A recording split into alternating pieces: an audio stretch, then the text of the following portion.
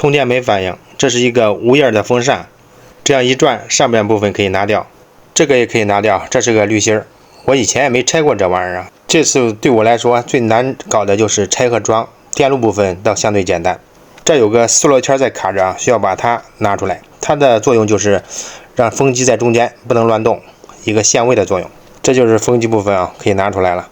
这里头还有个塑料圈，把它拿出来，它的作用就是圆形的风机它放在这个圈上，下面是个海绵，把下边这几个螺丝拆掉，这个轴上也有个螺丝，需要把这个螺丝拆掉。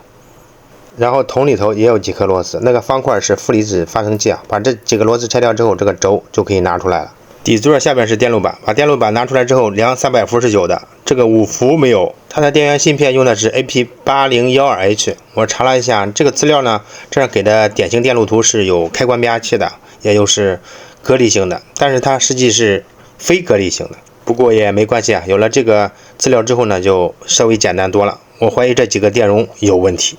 咱们用电桥镊子啊，再路线测量一下，假如明显有不正常的话，再拆下来确认。再路测量呢，只能做一个参考。这个标称是220微法的，81微法。在这个小的22微法的看是多少？700纳法。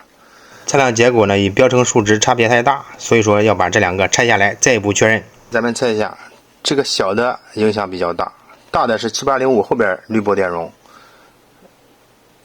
，22微法。咱们直接测量1微法，地值你看4点多。再看这个220微法，地值也是1点多，然后220变成90微法了。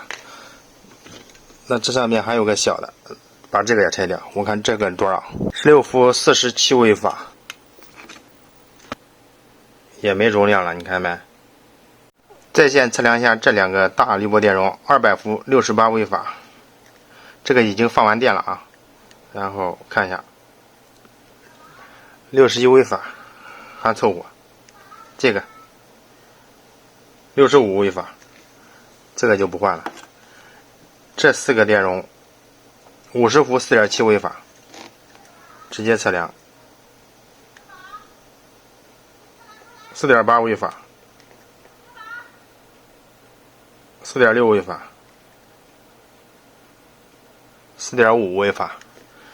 那下面呢，咱们把这3个啊明显有问题的给它换掉。3个电容换掉了啊，这2个容量是一样的啊，220微法，这个47微法，只是耐压值不一样，它那个体积就不一样。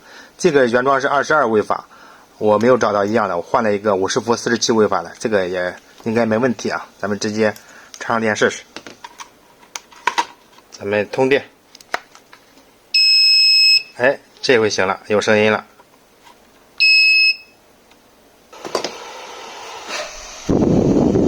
这个转了，出风了啊。好了，下一步装回去啊。这次维修耗时最长的就是拆和装，维修电路倒用时很短。好了，这风是从这一周出来的啊，你看这不出风。